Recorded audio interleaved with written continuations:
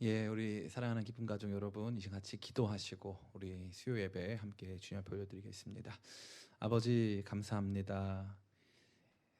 이 땅, 이 시대가 모두 멈췄습니다.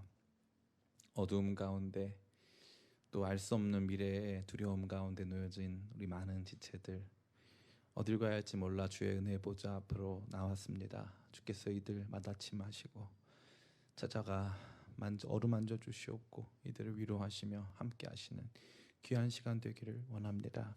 주의 복된 임재 가운데 은혜 가운데 머물기를 원하여 나온 지체들인 줄 믿사오니 주께서 구하시는 제사는 상한 심령이라 하신 그 말씀 의지하고 나온 우리 귀한 사랑하는 성도들 한 사람 한 사람 찾아가 위로하여 주시옵고 생명의 말씀으로 풍족해 하시며 주의 복된 임재로 회복시켜 주시옵소서. 찬양 가운데 함께 하시고 말씀 속에 뜨겁게 우리를 만나 주실 것을 믿고 의지하오며 예수님의 이름으로 기도드립니다. 아멘. 이 시간 우리 예배 가운데 나아가기 원하는데, 예배 가운데 나아가는 것은 하나님께 나아가는 것입니다. 하나님께 나아가는 자는 그가 계신 것과 그가 자기를 찾는 이에게 상 주시는 분이라는 사실을 믿어야 한다고 히브리서 기자는 말하고 있습니다. 하나님은 우리와 함께 계시는 것을 믿으십니까, 여러분? 하나님께서 우리와 함께 하십니다. 하나님께서 우리와 함께 하시는 것 믿고 주님의 은혜의 보좌 앞으로 나아가는 저와 여러분 다 되기를 간절히 바랍니다.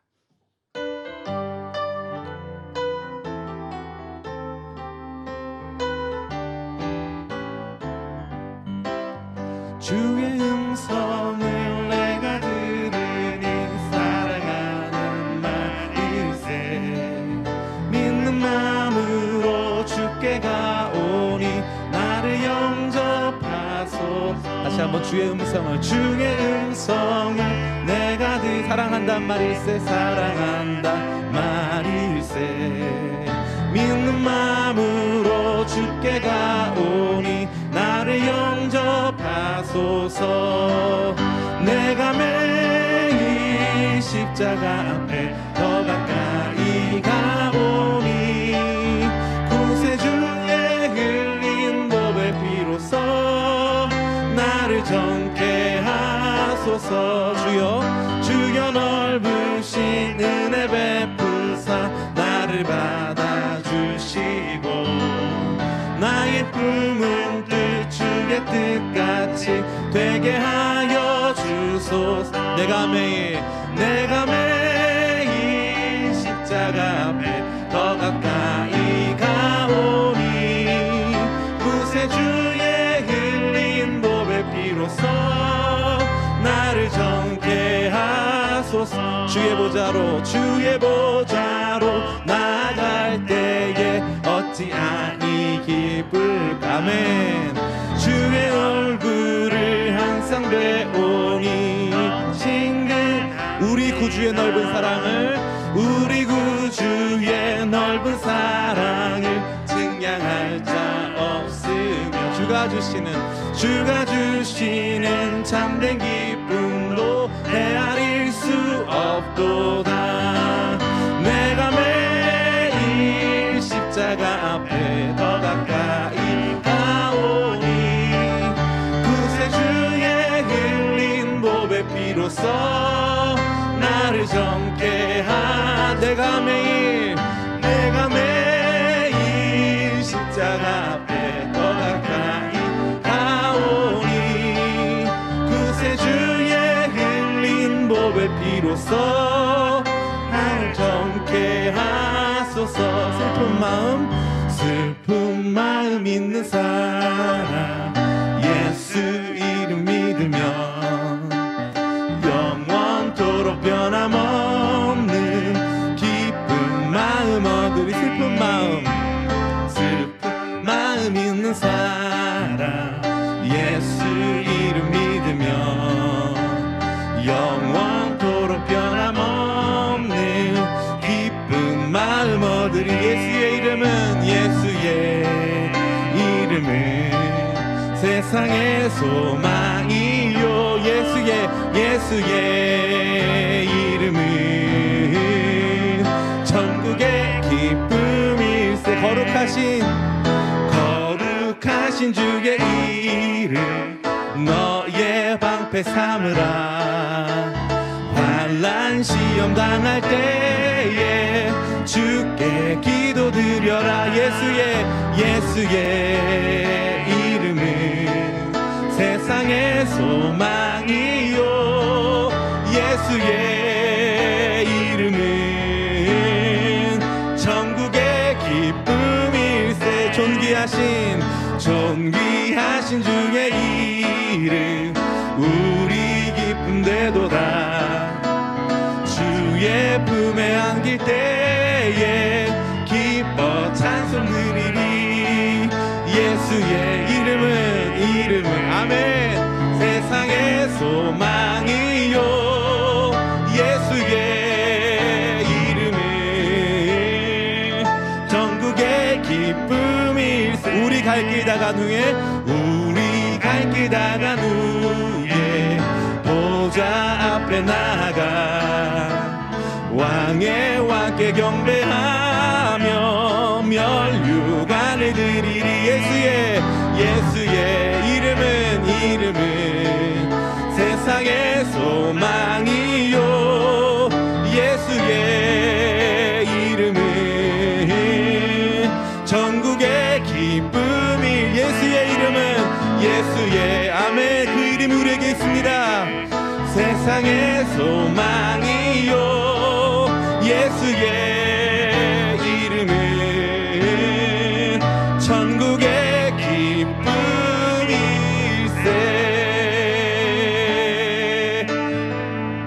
아멘. 예수님의 이름이 우리의 능력이고 우리의 기쁨인 줄 믿습니다. 아멘.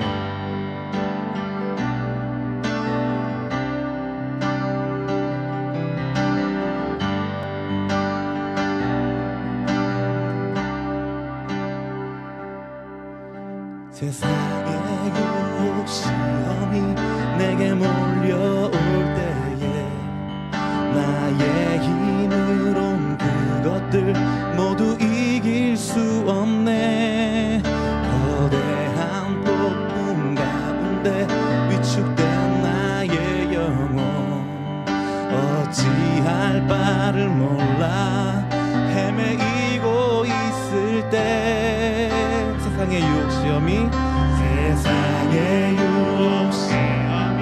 내게 몰려올 때에 나의 힘으론 그것들 모두 이길 수 없네.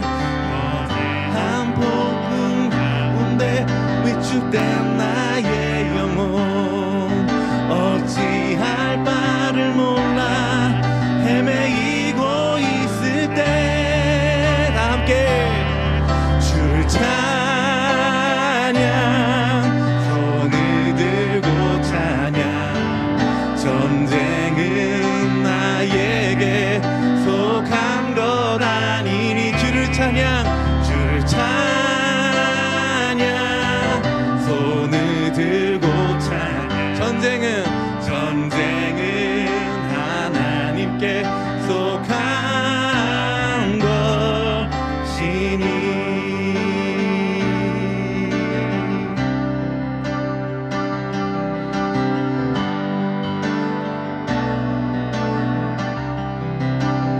거짓과 속임수로 가득한 세상에서 어디로 갈지 몰라 머뭇거리고. 주님 그렇습니다. 공중의 권세 잡은 자 지금도 우리들을 실패와 절망으로 넘어뜨리려 하네. 주위를 둘러보면 아무도 믿음의 눈을 들면 보이는 분 계시네. 지금도 내 안에서 역사하고 계시는 사망과 어둠의 권세 물리치신 예수님. 아멘. 주를 찬양 손을 들고 찬. 전쟁은 나에게 속한 것 아니니 주를 찬양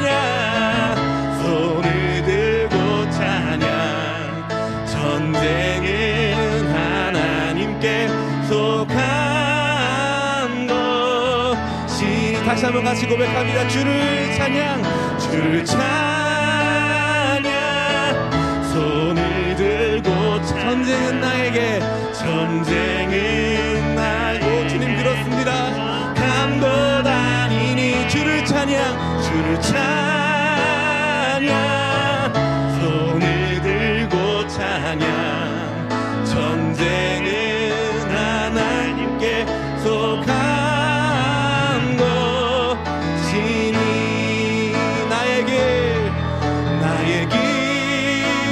오직 주가 하시나니 나를 단련하신 후에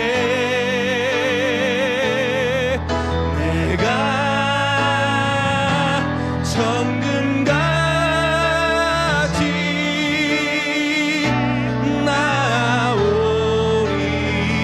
나의 길 오직 그가 하시나니 나를 단련하신 후에, 나를 단련하신 후에 내가 정금같이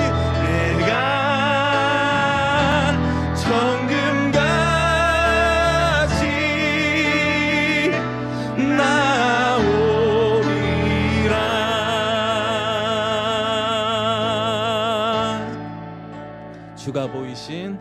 주가 보이신 생명의 길, 나 주님과 함께 상한 마음을 들이며 주님 앞에 나가리. 나의 의로움이 되신 주, 그 이름 예수.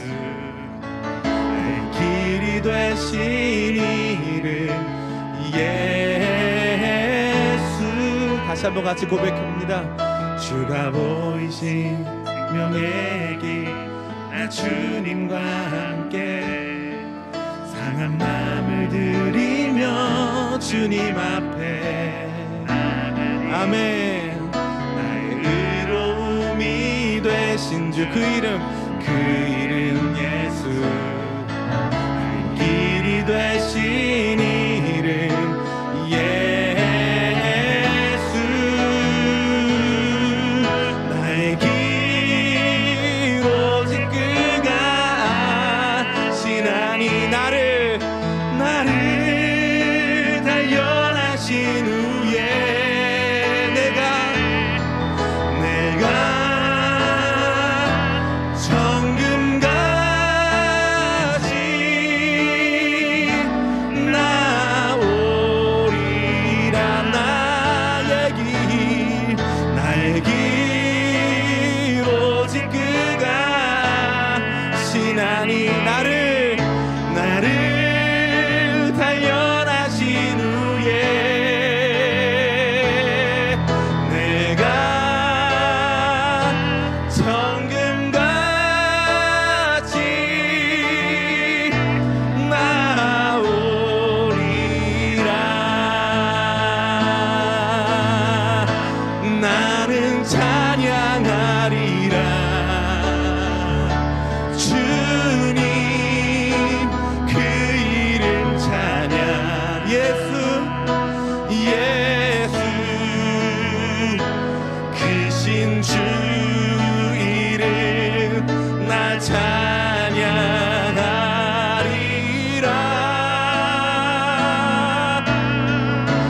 나는 찬양하리라. 아멘. 주님 찬양합니다. 주님 그 이름 찬양. 예수 크신 주 이름 나 찬양하리라.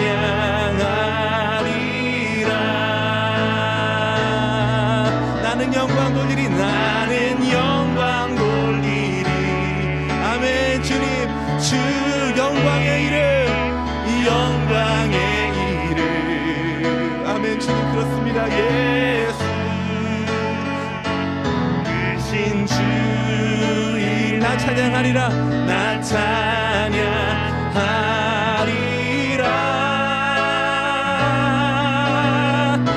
나는 영광 돌리리. 주님 영광의 이름 예수 크신 주 이름 나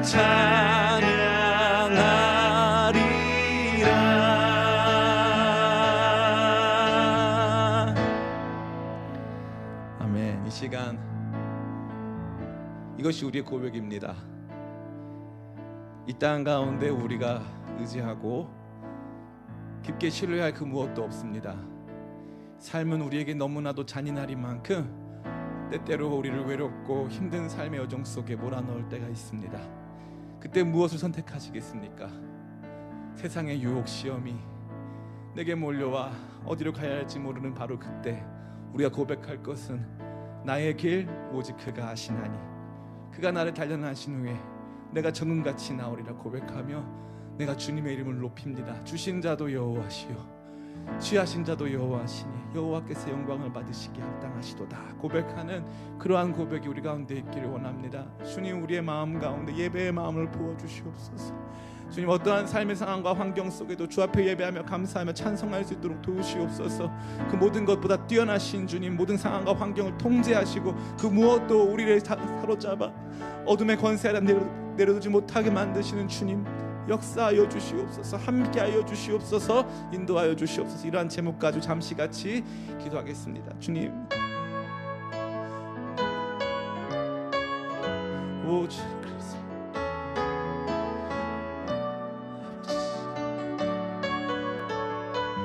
오 주님 그렇습니다.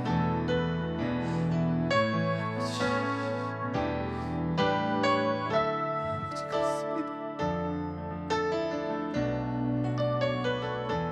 오 주님 그렇습니다. 알게 하시옵소서. 깨닫게 하시옵소서. 보게 하시옵소서. 주님 보게 하시옵소서. 주님 보게 하시옵소서.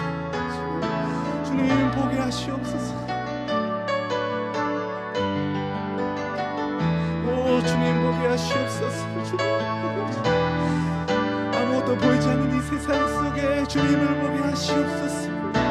주님을 신뢰하게 하시옵소서. 주님 신뢰하게 하시옵소서. 아버지 감사합니다. 아무것도 보이지 않는 이 세상 속에 온전히 주님만을 바라봅니다. 내 인생의 여정을 통하여 영광 받으시고 나의 삶을 정금같이 빚으실 주님을 바라봅니다. 이 시간 주의 말씀으로 우리 어두운 눈을 밝히사 주님의 영광 보게 하시옵고 우리의 삶 포기하지 않으시고 섭리하시는 주님의 위대한 능력 위대한 사랑 보게 하여 주시옵소서. 아버지 하나님 세상 가운데 무너져 있는 마음들이 있다면 다시 회복되게 도와주시옵고 전쟁이 나에게 속한 것이 아니고 도리어 하나님께 속하였음을 믿음의 눈으로 바라보며 주님께 우리의 삶의 전쟁을 올려드릴 수 있는 귀한 믿음의 사람들 다 되도록 예배에 동참한 우리 모든 지체들 가운데 함께하여 주시옵소서. 은혜로 붙드시며 함께하실 것을 믿사옵고 예수님의 이름으로 기도드립니다. 아멘. 예, 이 시간 하나님께서 우리에게 주시는 말씀입니다.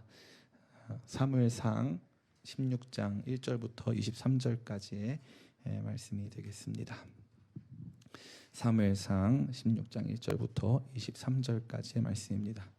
사무엘상 16장 1절부터 23절까지의 말씀 제가 봉독하여 드리겠습니다. 다윗이 마루턱을 조금 지나니 무비보셋의 종 시바가 안장 지운 두 나귀에 떡 200개와 건포도 100송이와 여름과일 100개와 포도주 한 가죽 부대를 싣고 다윗을 맞는지라. 왕이 시바에게 이르되 내가 무슨 뜻으로 이것을 가져왔느냐 하니 시바가 이르되 나귀는 왕의 가족들이 타게 하고 떡과 과일은 청년들이 먹게 하고 포도주는 들에서 피곤한 자들에게 마시게 하려 함이니이다. 왕이 이르되 내 주인의 아들이 어디 있느냐 하니 시바가 왕께 아뢰되 예루살렘에 있는데 그가 말하기를 이스라엘 족속이 오늘 내 아버지의 나라를 내게 돌리리라 하나이다 하는지라. 왕이 시바에게 이르되 무비보셋에게 있는 것이 다 내 것이니라 하니라. 시바가 이르되 내가 절하나이다 내 주 왕이여 내가 왕 앞에서 은혜를 입게 하옵소서 하니라. 다윗 왕이 바후림에 이르매 거기 사울의 친족 한 사람이 나오니 게라의 아들이요 이름은 시므이라. 그가 나오면서 계속하여 저주하고 또 다윗과 다윗 왕의 모든 신하들을 향하여 돌을 던지고 그때 모든 백성과 용사들은 다 왕의 좌우에 있었더라. 시므이가 저주하는 가운데 이와 같이 말하니라. 피를 흘린 자여 사악한 자여 속하여 가거라. 사울의 족속의 모든 피를 여호와께서 내게로 돌리셨도다. 그를 이어서 내가 왕이 되었으나 여호와께서 나라를 내 아들 압살롬의 손에 넘기셨도다. 보라, 너는 피를 흘린 자이므로 화를 자초하였느니라 하는지라. 수리아의 아들 아비새가 왕께 여짜오되 이 죽은 개가 어찌 내 주 왕을 저주하리이까? 청하건대 내가 건너가서 그의 머리를 베게 하소서 하니 왕이 이르되 수리아의 아들들아, 내가 너희와 무슨 상관이 있느냐? 그가 저주하는 것은 여호와께서 그에게 다윗을 저주하라 하심이니 내가 어찌 그리하였느냐 할 자가 누구겠느냐 하고, 또 다윗이 아비새와 모든 신하에게 이르되 내 몸에서 난 아들도 내 생명을 해하려 하거든 하물며 이 베냐민 사람이랴. 여호와께서 그에게 명령하신 것이니 그가 저주하게 버려두라. 혹시 여호와께서 나의 원통함을 감찰하시리니 오늘 그 저주 때문에 여호와께서 선으로 내게 갚아 주시리라 하고, 다윗과 그의 주종자들이 길을 갈 때에 심의 있는 산 비탈로 따라가면서 저주하고 그를 향하여 돌을 던지며 먼지를 날리더라. 왕과 그와 함께 있는 백성들이 다 피곤하여 한 곳에 이르러 거기서 쉬니라. 압살롬과 모든 이스라엘 백성들이 예루살렘에 이르고 아히도벨도 그와 함께 이른지라. 다윗의 친구 아렉 사람 후세가 압살롬에게 나아갈 때 그에게 말하기를 왕이여 만세 왕이여 만세 하니니, 압살롬이 후세에게 이르되 이것이 내가 친구를 후대하는 것이냐? 내가 어찌하여 내 친구와 함께 가지 아니하였느냐 하니, 후세가 압살롬에게 이르되 그렇지 아니하나이다. 내가 여호와의 이 백성 모든 이스라엘 택한 자에게 속하여 그와 함께 있을 것이니이다. 또 내가 이제 누구를 섬기리이까? 그의 아들이 아니니까 내가 전에 왕의 아버지를 섬긴 것 같이 왕을 섬기리이다 아니라. 압살롬이 아히도벨에게 이르되 너는 어떻게 행할 계략을 우리에게 가르치라 하니, 아히도벨이 압살롬에게 이르되 왕의 아버지가 남겨도 왕궁을 지키게 한 후궁들과 더불어 동침하소서. 그리하면 왕께서 왕의 아버지가 미워하는 바 됨을 온 이스라엘이 들으리니 왕과 함께 있는 모든 사람의 힘이 더욱 강하여지리이다 하니라. 이에 사람들이 압살롬을 위하여 옥상에 장막을 치니 압살롬이 온 이스라엘 무리의 눈앞에서 그 아버지의 후궁들과 더불어 동침하니라. 그때 아히도벨이 베푼 계략은 사람이 하나님께 물어서 받은 말씀과 같은 것이라. 아히도벨의 모든 계략은 다윗에게나 압살롬에게나 그와 같이 여겨졌더라. 아멘. 이 시간 수요예배에 나오신 온라인으로 동참하고 계신 우리 모든 기쁨의 교회 성도님들, 또 온라인으로 함께 하시는 우리 다른 주 안에서 형제 자매된 모든 성도님들을 예수님의 이름으로 환영하고 또 축복합니다. 하나님께서 여러분의 삶을 복 주시고 또 여러분의 삶에 함께 하시고자 오늘 복된 말씀을 여러분 가운데 주신 줄을 믿습니다. 기쁨의 교회 이요한 목사가 지향하는 목회 또 설교의 방향은 말씀이 말하게 한다는 것입니다. 저 개인의 이야기라던가 저의 개인의 어떠한 능력 때문이 아니라 오직 성령의 나타나심 안에서 말씀이 우리를 조명하는 것들을 경험하는 시간 되길 원하고, 그러한 기대감이, 그러한 거룩한 소망과 간구가 여러분 가운데 넘치면서 이 말씀 가운데 함께 들어가길 간절히 원합니다. 우리는 지난 시간에 인생의 내리막길에서라는 제목을 통하여 인생에서 올라가려고 하는 사람 압살롬과 내려가게 된 사람 다윗의 이야기를 함께 살펴본 바 되었습니다. 압살롬은 올라가고 싶었습니다. 용이 주도하게 모든 것들을 준비하고 또 필요한 사람들을 불러 모으고 대중들 가운데 자기의 어떤 영향력을 행사할 수 있는 기본적인 그런 구조들을 갖추어 나가기 시작하였습니다. 더 나아가 압살롬은 자기 자신을 넘어서는 지략을 가지고 있던 아히도벨을 고용하여 아주 탁월한 지략 가운데서 이러한 거사를 준비하고 또 실행에 옮겼습니다. 다만 그에게 있어서 이러한 거사를 추진하는 모든 과정에서의 맹점이었다는 것은 그가 이러한 거사를 치르면서 수단과 방법을 가리지 아니했다는 것입니다. 올라가고자 하는 욕망이 그로 하여금 무슨 수를 써서라도 올라가야겠다. 내 아버지를 내가 반역하고 설사 내가 아버지를 죽인다 할지라도 내가 꼭 필요한 일이라면 하겠다라고 하는 결단을 가지고 올라갔다는 것이죠. 올라가는 사람들의 아마 마음속에 이러한 마음이 다 있을 것 같습니다. 정도에 따라 차이는 있겠지만 그럼에도 불구하고 조금 아주 버겁고 아주 어떤 의미에서 보면 무리한 방법이라 할지라도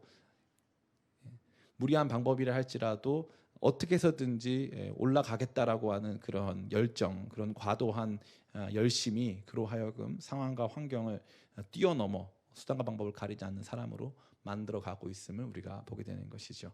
또 한 가지 압살롬이 올라가는 사람으로서 가졌던 맹점은 무엇이었습니까? 그것은 바로 그는 하나님께 묻지 않았다는 것입니다. 오늘 말씀 후반부에 등장하는 아히도벨의 계략은 하나님께 물어서 가지고 온 것과 같았다고 되어 있는데 압살롬 자신이 하나님께 물어본 적은 단 한 번도 없었다는 것이죠. 철저한 인간적 욕망에 의거해서 철저한 인간적 방법을 가지고 올라가려고 하는 사람의 모습을 극단적으로 보여주고 있다 생각하시면 아주 바른 이해가 될 것이라고 생각합니다. 이러한 가운데 다윗은 어땠습니까? 다윗은 내려가야 했습니다. 다윗의 내려감은 그럼에도 불구하고 품격 있는 내려감이었습니다. 상황을 정직하게 직면했습니다. 지금 도망가지 않으면 우리 다 죽을 거야 라고 자기가 처해져 있는 상황을 그 어떠한 자기의 자부심이나 그 어떠한 자기의 경험이나 자기의 위치로 포장하려고 하지 않았습니다.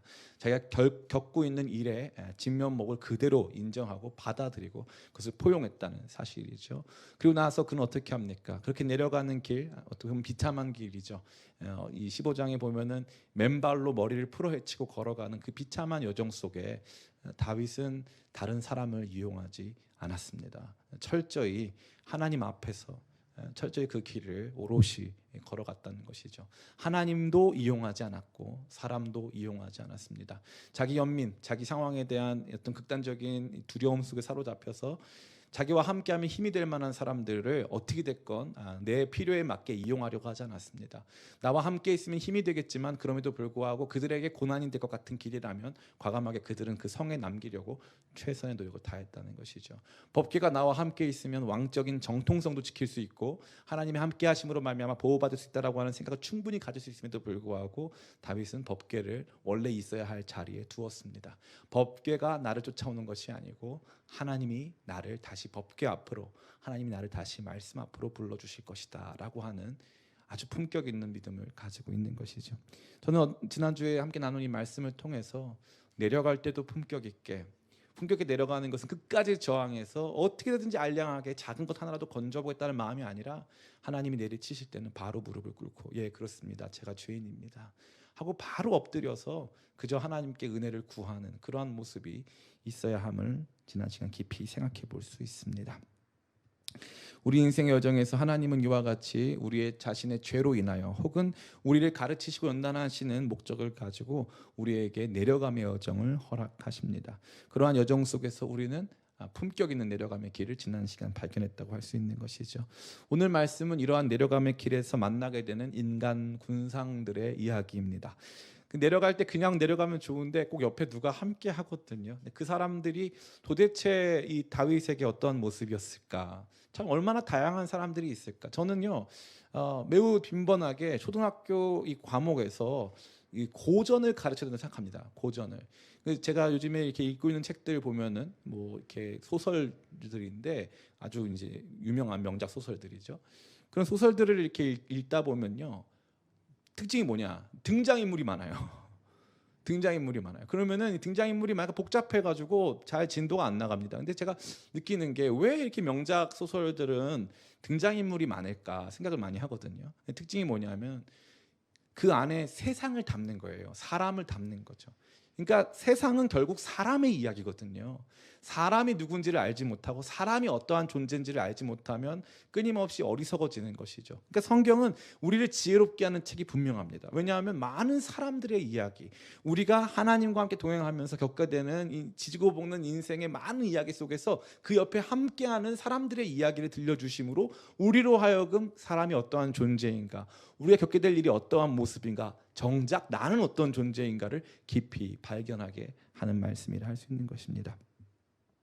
아무쪼록 오늘 말씀을 통해서 인생의 내리막길에서 만나게 되는 사람들은 어떤 사람들이며 우리는 그들을 어떻게 또 대해야 하는지, 또 그리고 행여나 우리 자신에게 그러한 모습은 없는지를 깊이 생각하고 성찰하고 그러한 길을 내리닫는 우리의 모습이 되기를 예수님의 이름으로 축원합니다. 오늘 본문은 총 5명의 이야기를 저와 여러분에게 들려주고 있습니다. 먼저 등장하는 사람은 시바라는 사람입니다. 1절부터 4절 말씀을 같이 한번 읽어보겠습니다. 시작. 다윗이 마루턱을 조금 지나니 무비오셋의 종 시바가 안장 지은 두 나귀에 떡 200개와 건포도 100송이와 여름과일 100개와 포도 한 가죽 보대를 싣고 다윗을 맞는지라. 왕이 시바에게 이르되 내가 무슨 뜻으로 이것을 가져왔느냐 하니 시바가 이르되 나귀는 왕의 가족들이 타게 하고 떡과 과일은 청년들이 먹게 하고 포도주는 들에서 피곤한 자들에게 마시게 하려 함이니이다. 왕이 이르되 내 주인의 아들이 어디 있느냐 하니 시바가 왕께 아뢰되 여호와 예루살렘에 있는데 그가 말하기를 이스라엘 족속이 오늘 내 아버지의 나라를 내게 돌리리다 하나이다 하는지라. 왕이 시바에게 이르되 모이보셋에게 있는 것이 다 내 것이니라 하니라. 은혜를 입게 하옵소서 하니라. 아멘. 이 시바와 같은 사람들의 타입은 기회주의자라 할 수 있습니다. 시바는 도망치는 다윗에게 호의를 베풀어 주죠. 음식을 갖고 오고 또 탈 것, 나귀를 준비해 줬다는 것입니다. 그래서 언뜻 보면 이 시바가 다윗에 대한 충성을 맹세하거나 또 최선을 다하는 모습을 보여준다고 생각할 수 있지만 전혀 그렇지 않습니다. 성경이 추후에 다윗의 복귀 이야기 때 들려주는 무이보셋의 증언에 따르면은 시바는 자기의 주인인 무이보셋과 조금도 상의하지 않고 이런 일들을 행했을 뿐더러 이 일을 통하여서 큰 이익을 얻게 됩니다. 그래서 그 이전에는 자신이 무이보셋의 분깃을 빼앗아서 뒤로 이것을 이제 착복해서 그러한 것들을 누리고 있었는데 다윗이 사울의 남은 자손인 무이보셋을 찾아서 그에게 모든 재산을 돌려주고 시바에 대한 소유권을 무이보셋에게 돌려줬습니다. 그런데 여기 보니까 결국 무이보셋은 그 모든 것을 다시 찾았습니다. 내 주인의 모든 재산을 다시 찾게 된 것이죠. 모든 상황이 혼란스러울 때 우리는 무엇을 보면 되냐 하면 이 사람이 이 일로 어떤 이익을 얻었느냐 하는 것을 보면 됩니다. 무이보셋은 자기가 원하는 모든 것을 얻었습니다. 일부 학자들은 시바에게 무이보셋의 모든 재산을 돌려준 것은 다윗의 실수라고 말하기도 합니다. 그러나 제가 생각했을 땐 다윗의 실수가 결코 아닙니다. 다윗은 무엇을 물어보죠? 시바가 이것을 갖고 왔을 때 첫 번째 물어보는 것이 무엇이냐면 네 주인 어디 갔냐 이거 물어보는 거죠. 3절입니다. 왕이 이르되 내 주인의 아들이 어디 있느냐. 왕이 물어보는 거죠. 왕이 이르되 물론 첫 번째 질문은 무슨 뜻으로 갖고 왔느냐를 물어봤지만 그것을 당연히 그냥 어떤 뜻으로 갖고 왔습니다 하고 말한 다음에 고맙다고 말한 게 아니고 무이보셋은 어디 있지? 너 이거 왜 들고 왔지? 너 주인의 아들이 있지 않느냐라고 반문하고 있다는 것입니다. 이것은 시바의 행동이 다윗이 보기에는 월권에 해당한다고 보여졌던 것이죠. 도대체 무이보셋이 어디에 있길래 너가 자의적으로 이러한 재물을 사용할 수 있는 권한이 있느냐를 질문한다는 것입니다. 그러니까 다윗은 지금 이런 상황에 대해서 전혀 알지도 못한 채 돌이키고 있는 것이 아니라는 점이죠. 저는 이것이 절대 다윗의 실수가 아니라고 확신합니다. 왜 그렇습니까? 다윗은 지금 도피 중입니다. 도피 중에 시바가 호의를 베풀었습니다. 시바는 원래 친사울 계열의 사람이었습니다. 그러한 상황 속에서 이 사람이 갑자기 이렇게 많은 것을 가지고 나왔죠. 그런데 무이보셋은 없습니다. 그것을 보고 다윗이 어떤 판단을 했을까요? 지금 뭔가 문제가 생겼구나. 근데 다윗이 여기에서 선택이 있어요. 시바에게 야, 너 잘못됐다. 무이보셋이 당연히 허락을 했느냐 안 했느냐를 묻지 않고 너 잘못했다라고 캐물을 수 있다는 거죠. 그러면 어떤 일이 발생할까요? 자기가 지금 도망치고 있는 이 상황 속에서 무이보셋에게는 급변 사태가 일어날 수 있습니다. 시바가 그냥 지금은 어쨌건 다윗 왕에게 나가서 최종적인 재산권의 승인을 얻으려고 하는 과정이지만 만약에 여기서 그것마저 인정되지 못한다면 시바는 아주 극단적인 선택을 해서 무이보셋을 죽이거나 아니면 퇴출시킬 수 있는 힘을 가지고 있다는 사실이죠. 다윗은 그것을 알았기 때문에 무이보셋에게 일단 그가 원하는 모든 것들을 다 돌려줘서 무이보셋에게는 그 어떠한 시바에게는 다 돌려줘서 무이보셋에게는 그 어떠한 피해도 가지 않도록 한다는 사실입니다. 참 흥미롭게도 이 시바라고 하는 사람은 이 기회주의자인데 이런 사람들이 있어요. 그 보면요, 이 시바는 정말 다윗을 위한다면 어떻게 해야 되죠? 이 뒤에 보면 다윗을 위하는 사람들의 특징이 있는데 따라갑니다. 끝까지 따라가요. 그러니까 이 요단강 같이 건너는 거죠. 근데 시바는 건너지 않습니다. 절대 건너지 않아요. 그는 딱 여기까지예요. 그거 주고 무이보셋에게 다윗에게 무이보셋의 재산에 대한 재산권 인정을 받는 것이죠. 절대 넘어가지 않습니다. 선을 넘지 않아요. 필요한 것을 딱 얻는 것이죠. 그리고 불필요한 얘기를 합니다. 무슨 얘기를 합니까? 3절에 이렇게 말하고 있습니다. 왕이 이르되 주인의 아들이 어디 있느냐 하니 시바가 왕께 아뢰되 예루살렘에 있는데 그가 말하기를 이스라엘 족속이 오늘 내 아버지의 나라를 내게 돌리리이다 하나이다 하는지라. 완전히 불필요한 말이고 무비보셋 역시 한 적이 없는 말입니다. 한 적이 없는 말이에요. 이거는 정세에도 조금도 맞지 않는 말이죠. 지금은 이 사울 이 계열의 사람들이 쿠데타를 일으킨 상황이 아니죠. 다윗의 아들이 이 쿠데타를 일으킨 상황이기 때문에 자칫했다가 이런 발언을 했다가는 이 압살롬에 의해서도 죽을 수가 있습니다. 그러니까 이거는 전혀 상황에 맞지 않는 말이고 철저히 시바 자신의 이 개인적인 이익에 부합하는 말이라 할 수 있는 것입니다. 지금 힘들어 죽겠는데 아들도 나 죽이려고 쫓아오고 반역 때문에 먼 길을 도망쳐 나와야 하는 여정 속에서 거기까지 찾아와서 자신의 이익을 추구하는 그러한 사람들이 있다는 겁니다. 그러한 사람들이. 예수님께서 십자가의 길을 걸어가실 때 이 야고보와 요한이 와서 주께서 영광 받으실 때 보좌 우편에 날 앉혀주시고 좌편에 날 앉혀달라고 이야기합니다. 예수님은 지금 십자가의 길을 가는데 어떻게 해서든지 그런 상황이 되었더라도 자기가 얻어야 할 것은 다 얻고 싶어하는 사람. 다윗에 대한 어떤 인간적인 감정이라기보다는 다윗을 통해서 그 사람을 통해서 내가 얻을 수 있는 이익에 대해서 많은 관심을 가지고 있는 사람이라는 거죠. 이런 사람이 꼭 있습니다. 우리 삶에 찾아오는 기회주의자들. 분별하셔야 되죠. 우리 삶에 찾아오는 기회주의자들. 제가 이제 청년들 많이 이렇게 멘토링을 해주고 또 관계적인 측면에 있어서 많은 지체들의 이야기도 듣다 보면요, 청년들 특징이 뭐냐면은 관계 문제를 생각보다 굉장히 중시합니다. 못 끊어요. 분명히 이 사람은 기회주의자인데 못 끊습니다. 그 사람이 어떠한 목적을 가지고 접근했는지를 몰라요. 왜냐하면 삶에서 어떻게 보면은 이 관계라는 게 너무 중요하기 때문에 못 끊습니다. 시간이 지나도 이걸 잘 못 끊어서 나중에 그것으로 말미암아 큰 피해를 당하기도 하죠. 너무 안타깝습니다. 그러나 우리의 삶에는요, 우리가 인정하고 싶든지 하지 않든지 반드시 이러한 기회주의자들이 있게 마련이라는 사실입니다. 여름에 밖에 나가는 거 다들 좋아하시죠? 밖에 나가는데 모기가 있는 게 정상이에요? 없는 게 정상이에요? 있는 게 정상이죠. 모기가 있는 게 정상이에요. 그러니까 우리 삶에도 이러한 이 시바와 같은 사람, 끝까지 내 권위, 내가 아직 남아있는 그 권위를 이 지금 급변 상황 속에서 지금 모든 게 혼란스러울 때, 그러니까 시바는 이런 입장이겠죠. 압살롬이 왕이 됐어요. 이제 자기가 무비보셋 재산권을 다 받았습니다. 옆에 사람들 많았어요. 그때 뭐라고 말할까요? 압살롬한테 가가지고 이 무비보셋에 속한 모든 재산 당신의 아버지가 나한테 줬습니다. 지금 어떤 상황이, 도망가고 있는 상황이 줬는데 아마 도망가고 있는 상황이 줬단 말을 안 할 거예요. 당신의 아버지가 나한테 그 재산 줬어요. 이 말을 할 것이죠. 이게 어느 정도까지 있느냐? 자녀와 부모 사이에도 있어요. 자녀와 부모 사이에도. 내 자녀가 시바인가 아닌가, 내 옆에 있는 배우자가 그럴 수도 있어요. 왜냐하면 우리 삶에 이게 반드시 있을 수밖에 없거든요. 이 사람이 나에게 시바인가 아닌가. 그런데 문제는 뭐냐? 그러면 이 시바와 같은 사람을 다윗이 어떻게 대처하느냐가 중요하겠죠. 이런 기회주의자들, 야, 너 기회주의자야 이렇게 합니까? 절대 안 하죠. 그렇게 하면 안 돼요. 그렇게 하면 안 됩니다.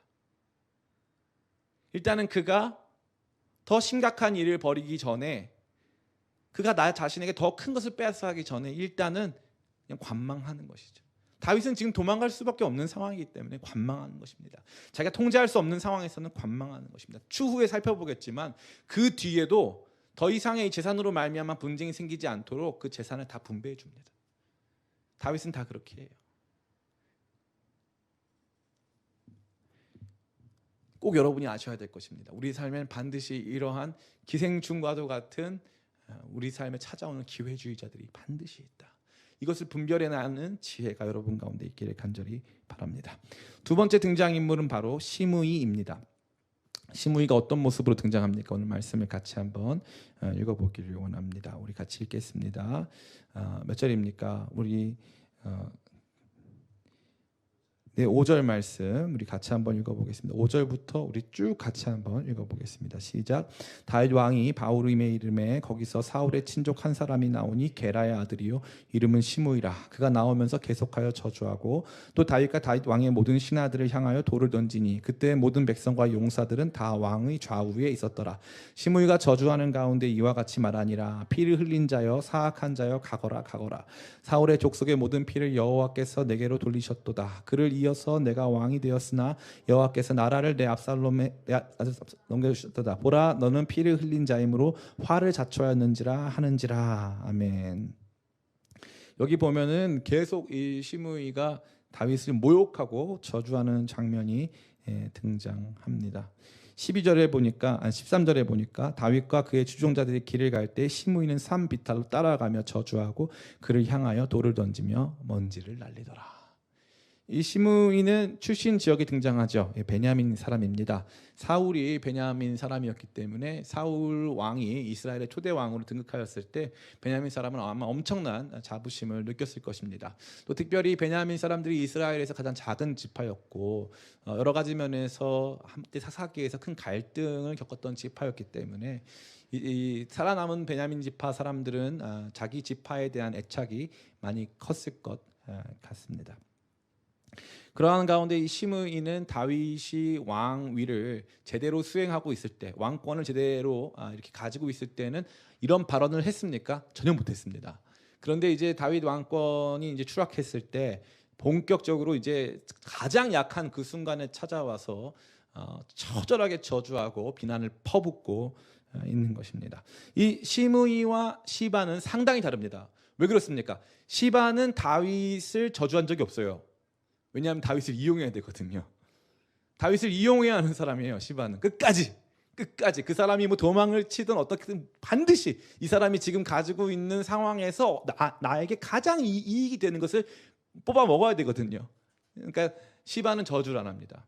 근데 시므이는 다윗이 멀쩡히 왕권을 행사하고 있을 때는 침묵하다가 지금 가장 연약해져 있을 때에 나가서 막 갑자기 막 이 비난을 퍼붓고 욕을 하고 막 저주를 하는 거죠. 막 얼마나 끈덕지게 하냐면은 막 산비탈로 같이 내려가면서 시바는 안 따라왔거든요. 근데 시므이는 따라가요. 시므이는 따라갑니다.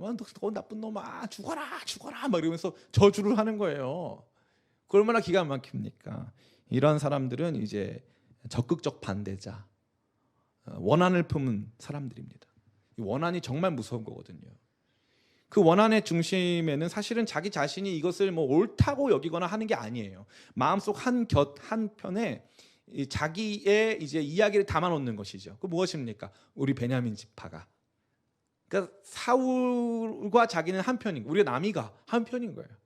다윗이 지금 정치를 어떻게 했는지 하나님께서 다윗과 어떻게 하는지 관심이 있습니까? 없어요. 관심 없습니다.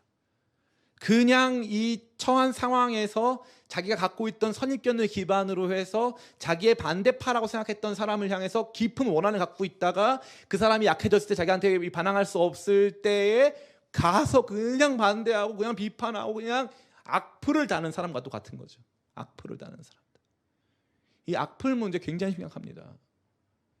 사람은요 절대 이 밥만 먹고 사는 물질적 존재가 아니기 때문에 정신적 존재이기 때문에 자기 자존감, 자기가 이 땅에서 사랑받고 또 존중받고 하는 굉장히 중요한 문제입니다. 그런데 이런 사람들이 이제 아주 무너져 있는 상태의 사람들을 찾아가서 그 사람이 어떠한 상태인지도 모르고 어떻게 살아왔는지도 알지도 못하는데 피상적으로 나누어진 선 안에서 너는 적군이고 모든 일이 너 때문이라고 믿고 끊임없이 악플을 달고 비난을 하고 막 반대하는 거죠. 이유가 없어요. 이유가 없습니다. 그냥 반대하는 거예요. 그냥 꼴배기가 싫은 거죠. 이런 사람들이 있을까요? 없을까요? 있습니다. 절대적 반대자. 이 군포 쪽에서 이제 목회하시는 목사님 중에 이상갑 목사님이라고 하시는 분이 계신데 청년 사역 아주 잘하시는 목사님이시죠. 삼본에 있는 목사님이십니다. 이 목사님이 예전에 어떤 이제 장로님한테 들은 얘기인데 천사의 목회를 해도 반대자가 있고 악마의 목회를 해도 추종자가 있다. 그런 말을 했다는 거예요. 나는 선의로 모든 일을 아무런 잘못 없이 했는데도 나를 싫어하는 사람이 있다는 거예요. 나를 싫어하는 사람. 그냥 나를 싫은 거죠. 그래서 가만히 있다가 이런 사람들이 내가 괜찮을 때 욕하는 게 아니에요. 괜찮을 때도 그 사람 가만히 있어요.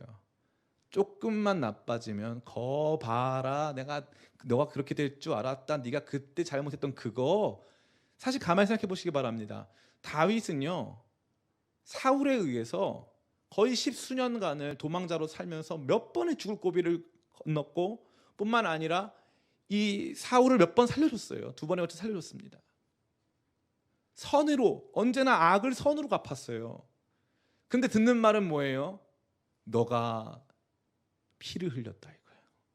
네가 살인자 놈이다. 너무 아픈 말을 하는 거죠. 나도 지금 비참해 죽겠는데 너무 아픈 말을 하는 거예요. 너 좀 나한테 그런 말 안 하면 안 돼? 라고 말하고 싶은데 너무 아픈 말을 하는 거예요. 너무 아픈 말을. 저도 이제 목회를 할 때 보면요. 개척교회 할 때 당시에 꼭 아픈 말을 하시는 분들이 계세요. 아픈 말을. 그러니까 우리 지금은 안 계신데 어떤 교회 집사님은 목사님이 그렇게 말하니까 사람들이 목사님을 싫어하는 거죠 라고 저한테 말씀해 주시더라고요. 근데 그때 상황이 어땠냐면 우리 교회가 뭐 100명 좀 넘을 때고 재정도 별로 없고 제 마음은 너무 아프고 힘든데 사람들 많은 데서 목사님이 그렇게 말을 하니까 사람들이 목사님 별로 안 좋아하는 거고 사람들이 그러니까 목사님하고 대화하고 싶지 않아 하시는 거라고 이렇게 말씀을 하시더라고요. 너무 슬펐어요. 너무 슬펐어요. 너무 아팠어요. 그냥 들어도 아픈 말인데 진짜 아플 때 그 말을 꼭 하더라고요. 제 삶을 아세요? 몰라요. 그분은 제 삶 전혀 몰라요. 저랑 완전히 뭐 게임이 다른 삶을 사셨으니까. 그분은 너무 이렇게 부유하게 뭐 행복하게 잘 사시던 분이니까 개척교회가 뭔지를 모르시더라고요. 아프게 막 꼬집어요. 막 아파요. 막 아파요. 그런 날이 옵니다. 그런 날이 있어요. 삶은 반드시 그러한 시간들을 우리 가운데 줍니다. 꼭 아프게 찔러가지고 한다는 거죠. 제가 이걸 못 참아요. 그러니까 이 억울한 걸 못 참는 거예요. 제가 선택한 희생은 할 수 있는데 저는 거기에 대해서 이익을 얻은 적이 없는데 저는 그런 사람이 아닌데 그런 오해를 받거나 그런 모함을 받으면 막 잠이 안 오고 막 다 때려치고 싶고 막 그런 타입인 거죠. 제가. 다윗은 어떻게 합니까? 다윗은 그렇게 안 해요. 다윗의 생각은 완전히 다릅니다. 같이 한번 읽어볼까요? 다윗은 여기서 뭐라고 말합니까? 11절 말씀입니다. 같이 읽겠습니다. 시작. 또 다윗이 아비새와 모든 신하들에게 이르되 내 몸에서 난 아들도 내 생명을 해하려 하거든 하물며 이 베냐민 사람이랴 여호와께서 그에게 명령하신 것이니 그가 저주하게 버려두라. 아멘. 여호와께서 그에게 명령하셨다 이거예요. 여러분에게 비난하는 사람들이요 하나님의 허용하심 안에서 비난하는 거예요. 다윗이 이것을 그냥 받는 거죠. 그냥 말없이 받는 거예요. 더 멋있고 아름다운 건 뭐예요? 12절 같이 읽겠습니다. 시작. 혹시 여호와께서 나의 원통함을 감찰하시리니 오늘 그 저주 때문에 여호와께서 선으로 내게 갚아주시리라 하고. 아멘.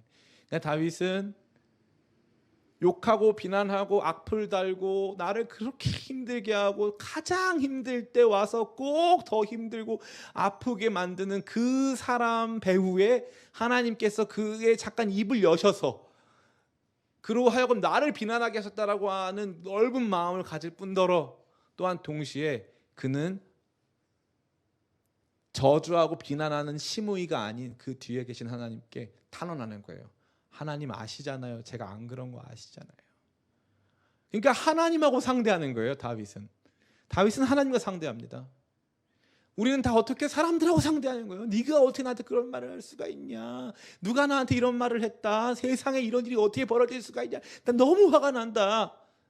이거는 이제 내려가는데 우리의 모습이고 다윗은 가만히 생각해 보니까 내가 왕위에 있을 때 한마디도 안 했거든요. 저 사람들이. 그런데 하나님께서 저 사람들 나한테 비난하게 하시는구나. 그러는데 내가 그렇지 않은 거 하나님이 아시니까 도리어 이 모든 것들을 선으로 갚아주시겠구나 하는 마음 갖는 거죠. 저는요, 요즘에 이 청년들 또 우리 성도님들의 마음이 깊이 연약해졌다는 것을 발견해요. 사소한 말 한마디에도, 또 사소한 이렇게 자극 하나, 또 내가 존중받지 못하고 사랑받지 못하고 인정받지 못했다라고 하는 생각 때문에 이렇게 울컥 이제 화가 차오를 수 있다는 거죠. 정말 나한테는 합당하지 않은 비난이 막 내게 찾아오는 거예요. 그러면 이제 심호흡을 크게 한번 하고, 하나님이 시키셨나 보다, 하나님 나한테 악플 주시나 보다 하고 멈추는 거죠. 가만히 있는 거예요. 가만히. 그러고 나서 어떻게 하는 거예요? 하나님, 저 이런 사람 아니잖아요 라고 단언하는 거죠. 주님, 제 원통함을 갚아주세요 라고 하나님과 씨름하는 것입니다.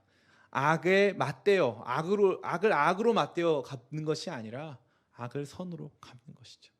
이것이 다윗이 보여주고 있는 모습입니다. 그의 의연함이라고 볼 수 있는 것인데, 단순한 그의 성품적인 의연함이 아니라 그가 가지고 있는 신앙으로 말미암은 의연함이 돋보이는 순간이 아닐 수 없는 것입니다. 세 번째 등장인물은 바로 아히도벨입니다. 이 아히도벨은 이 기회주의자도 아니고 적극적 반대파도 아닙니다. 이 아히도벨이 제일 무서운 사람인데, 이 사람은 철저한 파괴자입니다. 철저한 파괴자. 뭔가 이익을 얻기 위해서 지금 도망가는 다윗이라도 붙잡고 마지막 빼먹을 수 있는 거 빼먹겠다라고 하는 기회주의자도 아니고, 그동안 마음에 품어왔던 이 비난의 화살을 돌릴 수 있는, 다윗을 저주하고 비난할 수 있는 동기가 충분히 생겼고 근거가 생겨서 이제 비난해야 되게 마음껏 저주를 퍼붓는 반대자도 아닙니다. 이 사람은 다윗의 진짜 원수고, 이러한 순간에 다윗을 철저히 파괴하는 사람입니다. 사실 어떤 면을 봤을 때는 이 사람은 다윗 앞에서는 사자와 같은데, 압살롬은 이 사자, 묶여있던 사자의 목에 목줄을 풀어준 거죠. 마음껏 다윗을 찢을 수 있도록 한 것입니다. 그가 가지고 있는 계책, 그것은 엄청난 것이었죠. 어떤 것입니까? 우리 같이 한번 읽어보겠습니다. 20절, 21절 같이 한번 읽어보겠습니다. 시작. 압살롬이 아히도벨에게 이르되 너는 어떻게 행할 계략을 우리에게 가르치라 하니, 아히도벨이 압살롬에게 이르되 왕의 아버지가 남겨둬 왕궁을 지키게 한 후손들과 더불어 동침하소서. 그리하면 왕께서 왕의 아버지가 미워하는 바 됨을 온 이스라엘이 들으리니 왕과 함께 있는 모든 사람의 힘이 더욱 강하여지리이다 하니라. 아멘. 이 사람은 이 일로 말미암아 이익을 얻습니까? 이익 안 얻습니다. 나이도 이미 많기 때문에 이익과 상관이 없어요. 이 사람은 베냐민 지파도 아닙니다. 그러니까 원래 상대적으로 다윗 유다 지파와 라이벌 관계에 있는 지파도 아니라는 거죠. 이 사람 안에는 뿌리 깊은, 다윗의 죄로 말미암은 뿌리 깊은 원한이 있었어요. 그거는 말로 형용할 수가 없는 거죠. 이 사람의 아들의 이름은 엘리암입니다. 엘리암. 그리고 엘리암의 딸은 밧세바입니다. 그러기에 이 아히도벨 안에 다윗을 향한 분노, 다윗을 향한 이 폭력적 분노는 말로 다 할 수 없는 것이죠. 완전히 파괴를 없는, 이게 어떤 의미로 보면 다윗이 이것을 단초를 제공한 것이죠. 그러나 그 단초를 어떠한 방식으로 제공했든지 눈에는 눈, 이에는 이여야 되는데, 지금 아히도벨은 지금 복수의 눈이 멀어서 이 자기 안에 있는 이 의로운 분노를 충족시킬 때까지 완전히 파괴를 해야 되는 것입니다. 어떤 의미로 보면은 그는 파괴와 폭력이 자기를 완전히 압도하고 있는 상태다라고 볼 수 있는 것이죠. 분노가 조절이 안 되고, 그 어떠한 상황이라든가 이런 부분들보다 자기의 자기가 당한 수치, 자기가 직접적으로 당한 그 고통을 그대로 돌려주겠다고 하는 이 복수심의 발로로 말미암아 아히도벨은 철저한 파괴자가 되어 있는 것입니다. 이것이 옳을까요? 전혀 옳지 않습니다. 이 화를 내는데도 정도가 있는 거거든요. 근데 그 정도를 완전히 넘어선 거죠. 이 사람에게 있어서 이 굉장히 중요한 겁니다. 왜냐하면 이 죄를 범한 사람들의 특징이, 예를 들면 가인과 아벨이 있었는데 이 아벨은 제사 하나님 받으시고 가인은 제사 받지 않으니까 이 분노가 폭발해서 아벨을 죽이지 않습니까? 라멕이 있는데, 가인의 자손 중에 라멕이 있는데 소년이 자기를 상하게 했다고 그 소년을 죽이지 않습니까? 절대 옳은 것이 아니거든요. 근데 이게 어떻게 되냐면 제어하지 않은 분노, 제어하지 않는 복수심이 막 들끓어서 이 완전히 잘못된 폭력으로 이어지는 것입니다. 이 페미니즘 영화 중에 델마와 루이스라는 영화가 있습니다. 델마와 루이스라는 이 영화에 등장하는 이 루이스라는 여자가 있는데요. 델마가 주차장에서 이 술을 한 잔 마시고 주차장에서 어떤 남자에게 강간을 당하려고 하는 상황이었어요. 루이스랑 같이 여행 중이었는데, 여자 둘이서 여행 중이었는데 강간을 당할 일이 생기니까 이 루이스가 가지고 있던 총을 꺼내서 그 남자를 위협합니다. 그만해. 근데 그 남자가 이제 그만한 상태에서 이제 조롱을 하죠. 성적인 모욕을 합니다. 그랬더니 루이스가 그 사람을 쏴 죽입니다. 거기서부터 이제 이 영화가 시작되는 거거든요. 그러니까 이제 많은 사람들은 공감은 해요. 무슨 일이 있었나 보구나. 그 전에 너무 깊은 상처가 있었기 때문에 저렇게까지 할 수밖에 없었구나라고 하는 심정적인 공감을 합니다. 근데 그게 과연 옳을까요? 첫 번째, 그 사람은 아직 물론 시도는 했지만 아직 그 일을 하진 않았어요. 두 번째, 지금 총에 맞은 그 사람이 루이스를 더럽힌 그 사람은 아니에요. 근데 이 절제되지 않은 이 분노, 해소되지 않은 이 분노 폭력으로 말미암아 자기 자신이 살인자가 돼버린 것이죠. 아이도벨이 똑같습니다. 이런 사람 어떤 특징이 있냐면은 쌓아놔요. 적금은 잘 안 쌓아놔도 이런 거 분노를 막 쌓아놓습니다. 내가 두고 보자. 막 쌓아놓는 거예요. 쌓아놨다가 폭발을 빡 시키는데 이유를 모르겠는 거예요. 이렇게까지? 아이도벨이 이렇게 나를 싫어했던 건가? 이런 상황이 되는 거죠. 아이도벨이 압살롬 계열에 합류했을 때 다윗이 주님 저의 계략을 어둡게 하시옵소서라고 기도했어요. 왜냐하면 그 계략이 불붙어 있거든요. 분노로, 복수로, 폭력으로 불붙어 있었기 때문에. 그런 아이도벨이었기 때문에 지금 어떤 상태입니까? 압살롬은 사실 후궁들과 잘 생각까지는 못했던 것 같아요. 후궁들과 동침을 해서 어떤 정치적인 이 메시지를 던지고 그것으로 말미암아 이제 국가의 완전한 기틀을 마련하겠다라고 생각은 못했던 것 같아요. 근데 아이도벨이 그것을 제공하는 거죠. 아이도벨이 좀 철저하게 가장 모든 것들을 정확하게 판단해가지고 엄청난 분노와 폭력으로 압살롬이 더 이상 돌이킬 수 없는 강을 건너게 한다는 것입니다. 가만히 보면요, 압살롬은 여기까지는 그냥 사람들 모아서 예루살렘까지 들어온 것밖에 없어요. 그런데 흥미롭게도 지금 이 후궁들과 동침을 하면서부터 건널 수 없는 강을 건너게 된 것입니다. 자, 우리의 삶에도 이러한 단순한 기회주의자, 또 나랑은 시므이는 다윗과 개인적인 원한은 없습니다. 개인적으로 시므이 자녀가 뭐 어떻게 됐다던가 하는 원한은 없어요. 근데 계파적인 이 마음 안에 담아놓았던 이 원한과 적대심이 있던 거죠. 그런데 이 아히도벨은 다릅니다. 자기 손녀딸이 물론 지금 여왕이 됐지만 그럼에도 불구하고 그 과정에서 씻을 수 없는 모욕을 당했기 때문에 그것으로 말미암아 할아버지가 분노한 상태죠. 너무나 비참한 상황입니다. 그런데 우리의 삶에도 이러한 철천지 원수 있을까요, 없을까요? 있다는 거죠. 이 부분에 있어서는요, 참 잘 들으셔야 돼요.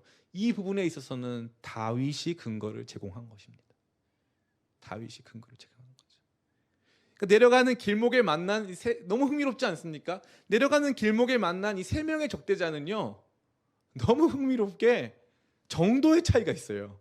나를 적당히 빼먹으려고 하는 기회주의자와 나한테만 악플을 달고 끝까지 나에게 와서 저주를 퍼붓는 나를 잘 알지도 못하는 그러한 종류의 적극적 반대자가 있고, 진짜 원한에 휩싸이는 사람이 있다는 거예요.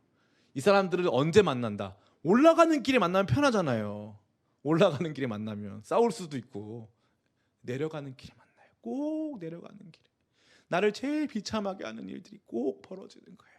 그게 내 가족일 수도 있고, 배우자일 수도 있고, 친구일 수도 있고, 친척일 수도 있고, 부모님일 수도 있고, 자녀일 수도 있는 거예요. 기가 막힙니다. 기가 막혀. 이것이 우리가 만나게 되는 인간 군상들입니다.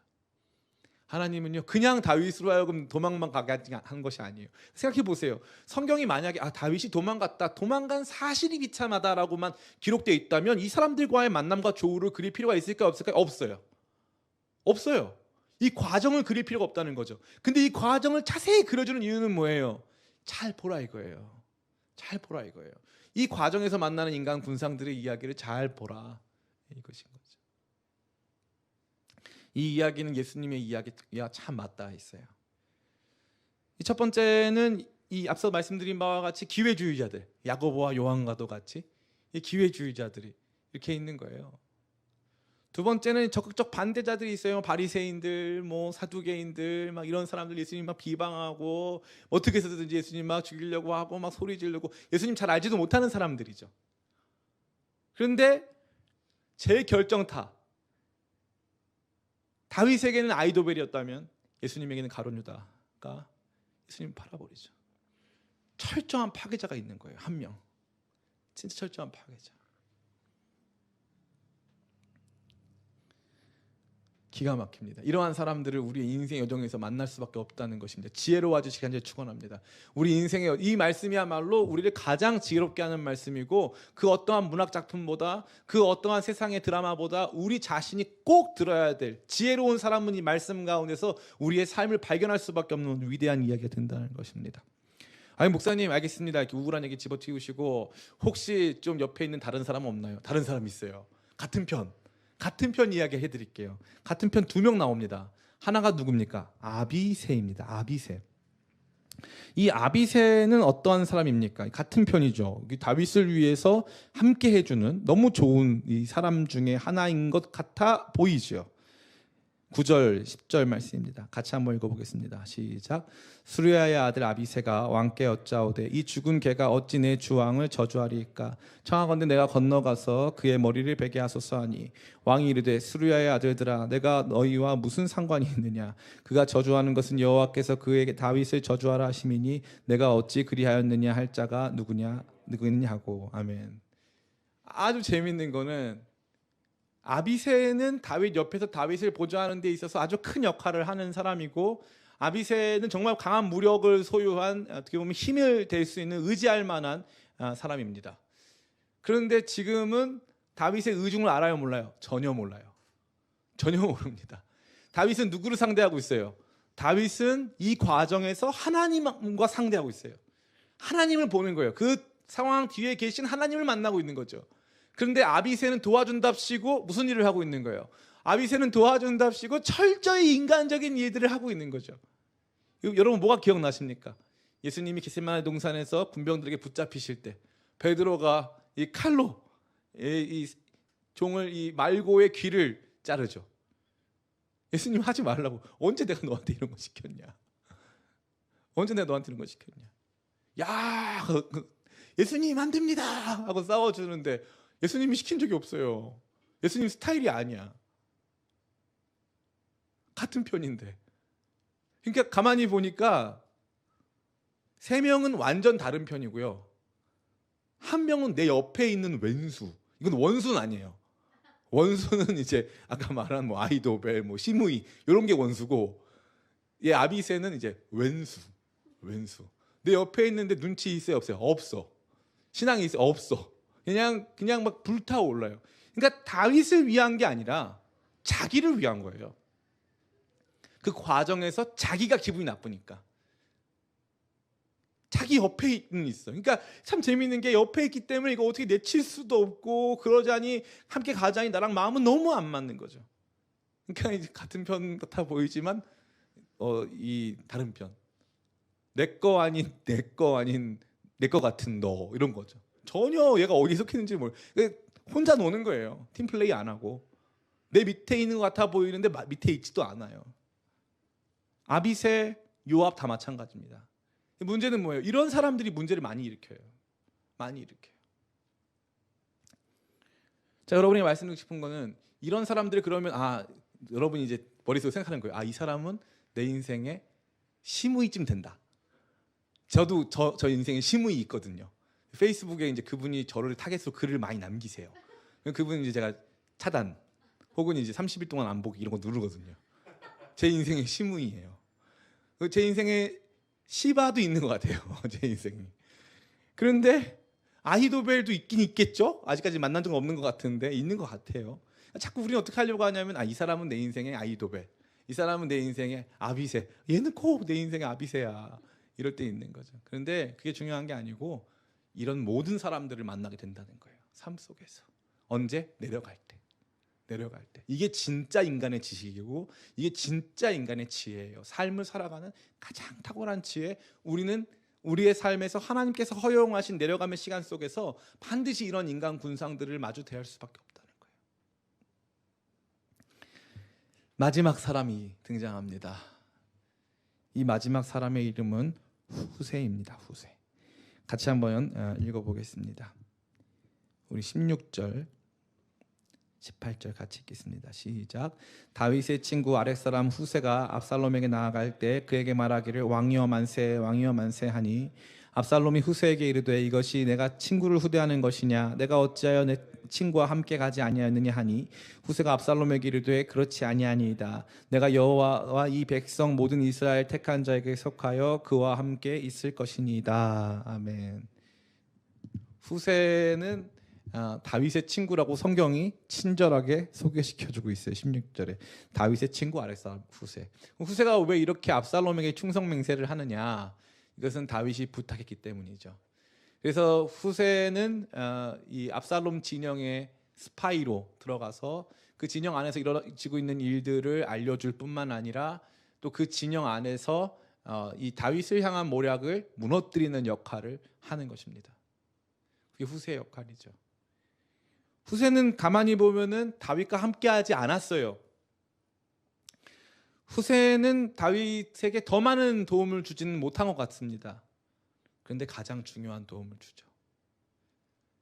후세가 압살롬에게 충성맹세를 할 당시 압살롬은 후세의 변절 혹은 후세가 자기에게로 귀의한 것을 믿을 수가 없었어요. 왜냐하면 아버지랑 그렇게 친했는데 이제 와서 나한테 충성맹세를 한다고? 이상한 거죠. 그러니까 자칫하면 그것으로 말미암아 목숨을 잃을 수 있는 거예요. 그런데 모든 것을 걸고 자기 자존심 딱 내버려 두고 거짓말 해가면서 도와주는 거예요. 그 적진한 가운데서. 원래 후세는 함께 도망가려고 그랬어요. 근데 다윗이 너 여기 있어주지 나 도와주는 거야. 그랬더니 그 적진한 가운데서 다윗을 위하여서 일해주는 한 사람, 후세. 물론 거기에는 이 제사장 그룹들도 존재했습니다. 그러나 정작 후세가 없었다면 아무것도 할 수 없죠. 근데 그 한 사람이 있던 거예요. 날 위해서 희생해주는 한 사람이 있어요. 적진한 가운데서 그 어려운 그 위험 부담을 감수해가면서 날 위해서 일해주는 한 사람, 그게 후세입니다. 기가 막히죠. 기회주의자, 적극적 반대자, 철저한 파괴자, 내 옆에 있는 왼수.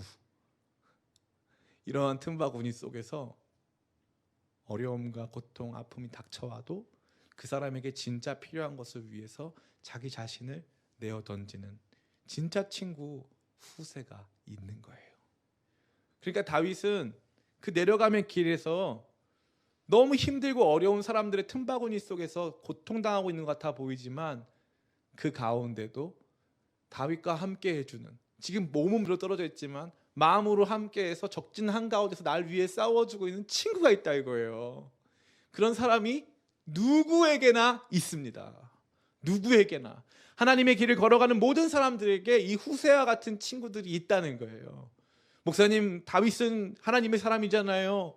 하나님의 사람이니까 하나님께서 그런 친구도 주시겠죠. 안 그래요. 지금 다윗이 도망치고 있는 것은 다윗이 밧세바를 범하고 우리아를 죽인 죄로 말미암는 걸음이에요.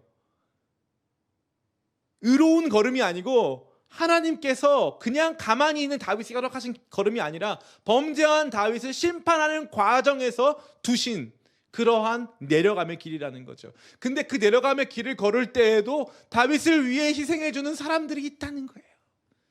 그러한 사람들로 말미암아 다윗이 힘을 얻고 있는 것이죠. 얼마나 놀라운 이야기인지 말로 할 수가 없는 것입니다.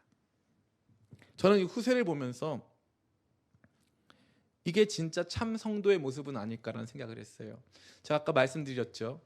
예수님 옆에서 기회주의자 야고보와 요한 같은 사람들은 예수님 십자가의 길을 걸어가신다고 했는데 주님 그 어쨌건 뭐가 됐건 나중에 예수님 영광 받으실 때 나는 보좌 우편에 나는 좌편에 앉혀주세요라고 뒤에서 청탁하고 있는, 예수님이 걸어가시는 길은 전혀 관심 없는 그러한 기회주의자 같은 사람들도 있고, 적극적 반대자가 돼가지고 예수님한테 막 반대하는 사두개인, 바리새인, 뭐 서기관들 이런 사람들도 존재하고, 결정적으로 예수님 팔아버리는 그 이 가룟유다도 존재하고, 그죠? 예수님 옆에 있지만 예수님 제가 도와드릴게요 해가지고 말고 귀를 꽉 잘라버리는 베드로도 있고, 그래서 그 사람 왼수도 있고. 그런데 숨어서 예수님 따라오는 마리아, 막달라 마리아, 여인들, 아리마대 요셉, 니고데모, 이런 사람들이 묵묵히 자기가 속한 그 자리에서 예수님을 위해 살아가는 사람들이 있었다는 거죠. 저는 이 말씀을 통해서 그것을 많이 봅니다. 이제 말씀을 마쳐요. 사랑하는 성도 여러분, 오늘 이 말씀을 통해 여러분 무엇을 보셨나요? 어떤 그림이 그려지셨나요? 아 맞아, 이 사람은 내 인생의 시바, 내 인생의 시므이, 내 인생의 아이돌벨, 내 인생의 아비세, 내 인생의 후렉, 아 이 사람 이런 사람이구나. 우리 그렇게 생각했죠? 그것도 필요한 생각이고, 또 우리가 그런 사람들을 만나면서 얻어야 될 지혜입니다. 그러나 다른 한편으로 이 말씀이 저와 여러분에게 도전해주는 내용은 무엇입니까? 우리는 예수님 내려가시는 그 길에 누구로 존재하는가, 이거죠. 나는 도대체 누구로 존재하는가? 예수님은 십자가의 길을 걸어가시는데 우리는 예수님 저 지난번에 주시기로 한 돈 있죠? 지난번에 돌봐주시기로 한 제 건강 문제 있죠? 예수님 저 그 합격 문제 기억나시죠? 예수님은 이 땅에 교회들 때문에 슬퍼하시고 머리를 풀어헤치시고 예수님께서 지금 막 이 불명예스러운 길을 걸어가는데 주님 저와는 함께 해주세요 라고 외치는 기회주의자 같은 신앙인들은 아니었는지, 저는 막 보게 되는 거예요. 예수님 함께 하실 때는 막 기쁘게 예수님 따라가는 척 하다가 결국에는 거봐 교회는 안 돼, 거봐 신앙생활 다 필요 없어 라고 말하면서 막 저주하는 시므이 같은 사람들은 아닌지. 물론 이제 이 아이도벨 같은 성도는 교회에 없겠죠. 안티크리스찬들이라든가 이런 사람들이 있겠죠. 그런데 제가 보면서 저는 이런 사람 됐으면 좋겠다. 후세, 아랫사람 후세 같은 사람 됐으면 좋겠다. 그런 생각 너무 많이 했어요. 아랫사람 후세와 같이 적진한 가운데서 세상과 뭐 어떻게 보면 이중 플레이 같아 보이죠. 때로는 우리 신앙을 감춰야만 할 것 같고 세상에 대한 충성을 보여줘야만 될 것 같고, 그런 모습 안에서 살아가면서도 끝까지 내 마음 중심으로 주님을 섬기는, 그래서 정작 우리는 시므이도 시바도 아이도벨도 아비새도 아닌 후렉으로 살아야 되지 않겠는가 하는 복된 마음 안에 교훈이 제 안에 오롯이 남는 것을 경험합니다. 저는 여러분 모두가 이 말씀이 주는 넓고 아름다운 그림 안에서 다시 한번 우리의 신앙에 대해서 생각해보고 우리가 살아가야 될 삶의 내용과 모습을 깊이 생각해보길 간절히 원합니다. 하나님과 사람 모두에게 후세와 같은 사람들 되길 간절히 바라고, 어려운 삶의 환경 속에서 내려갈 때 이러한 이야기들을 기억하면서 이 사람이 맞다 저 사람이 그거다 생각하다가도 하나님 나에게 후세와도 같은 사람 주셨다 하는 마음 가지면 위로받는 이 말씀이 통째로 여러분에게 납득되고 이해되어지고 교훈을 주는 복된 은혜가 넘치시기를 예수님의 이름으로 축원합니다. 아멘. 이 시간 우리 찬양 같이 불렀으면 좋겠어요. 우리 그 찬양 바로 주가 보이신 생명의 길, 그 찬양 같이 불렀으면 좋겠습니다.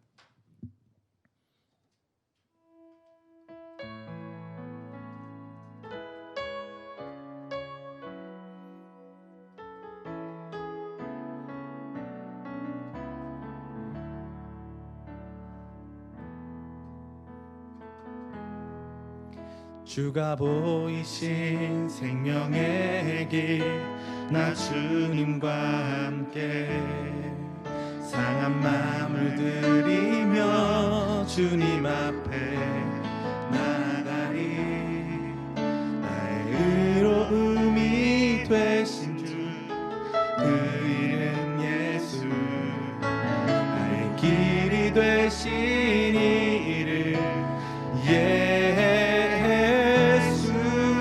주가 보이신 생명의 길 나 주님과 함께 상한 마음을 들이며 주님 앞에 나가리. 나의 의로움이 되신 주 그 이름 예수, 나의 길이 되신 이름 예수. 나의 길 오직 그가 하시나니. 나를 단련하신 후에 내가 정금같이 나오리라.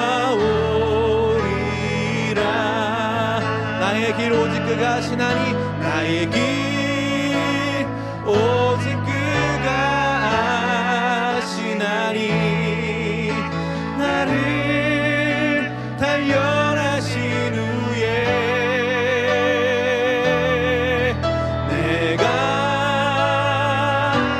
정금같이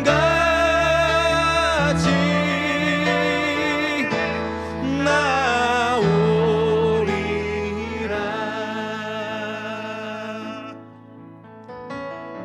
오늘 말씀 같이 생각하시면서 이런 모든 과정들이 하나님께서 우리를 빚어가시는 과정이십니다. 우리 자신이 후세와 같은 모습으로 가는 과정, 또 우리 자신이 의연하게 이러한 길들을 대처하고 통과해내는 과정, 우리 이 땅에서 누군가를 시므이, 누군가를 시바, 누군가를 아히도벨로 구분해낼 수 있는 모든 과정, 우리가 이 말씀을 어떠한 방향으로 적용하든지 이 말씀이 보여주는 한 가지 이야기는 주께서 우리를 그렇게 연단하신다는 거예요. 그렇게 연단하시면서 우리를 성숙한 하나님 사람들로 세워가시는 줄을 믿습니다. 오 주님, 인생을 배웁니다. 영원한 진리의 말씀 가운데서 세상 드라마가, 세상 문학 작품이 줄 수 없는 그 깊고 아름다운 이야기 속에서 주님 인생을 배웁니다. 알게 하여 주시옵소서. 깨닫게 하여 주시옵소서. 내 삶이 그냥 장밋빛과 같은 동화가 아니라 하나님께서 써내려가시는 위대한 예술인 것을 보게 하여 주시옵고, 그렇게 우리 부딪혀오는 삶의 환경 속에서 후세와가도 같이 정말 필요한 곳에 필요한 역할을 감당하는 하나님의 사람들로 세워주시며, 다윗과도 같이 의연하게 이 길을 내려갈 수 있도록 주여 붙잡아 주시옵소서. 주여 함께 하시옵소서. 이러한 제목 가지고 우리 같이 기도하겠습니다. 오 주님, 그렇습니다.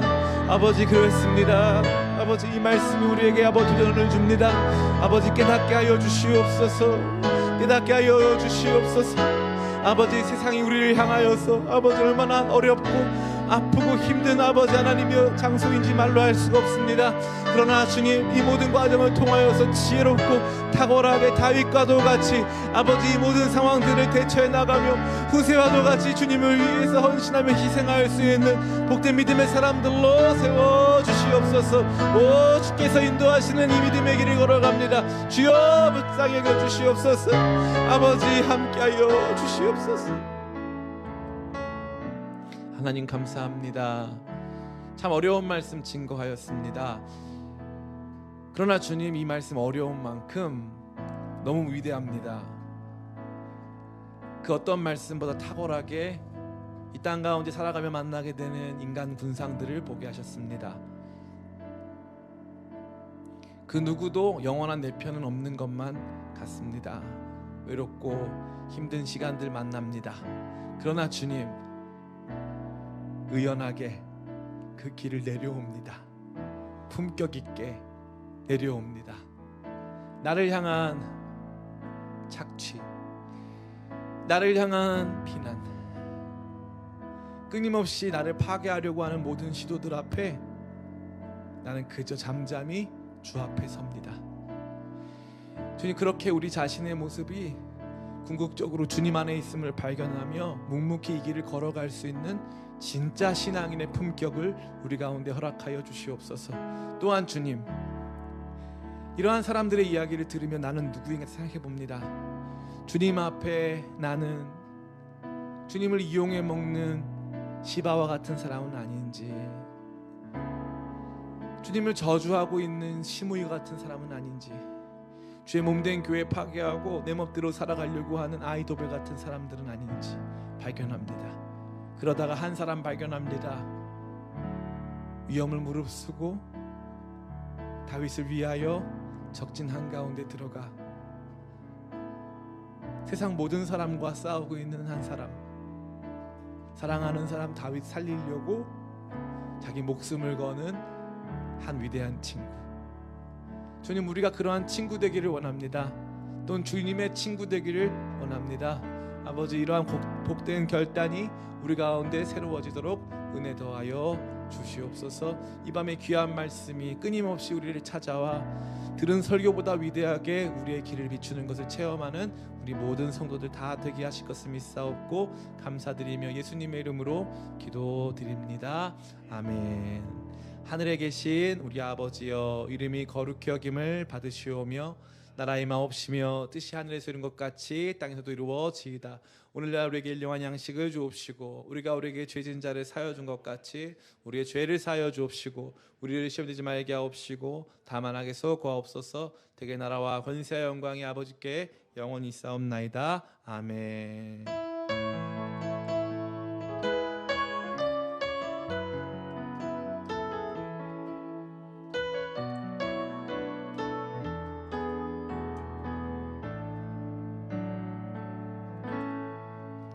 아멘. 모든 예배 다 마쳤습니다. 여러분 사랑합니다. 여러분 정말 보고 싶습니다.